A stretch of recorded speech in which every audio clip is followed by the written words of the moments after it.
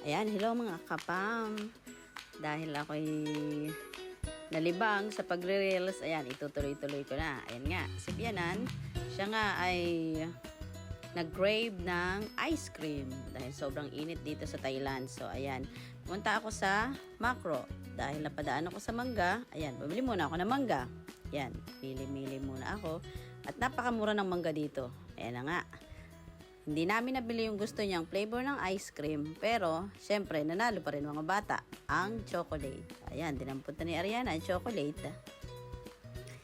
Ayan, ay nako, grabe. Sobrang init dito. Kaya, ayan. Dahil gusto ko rin kumain ng ice cream, ako talaga bumili. Ayan, binilang ko sila. Ayan na. Nagsandok na sila ng ice cream. Si Bianan, excited na yan. Kasi kanina pa talaga napapakain ng ice cream. So, ayan. Ayan, ready na. Ready na ang ice cream. Tanan. O, see?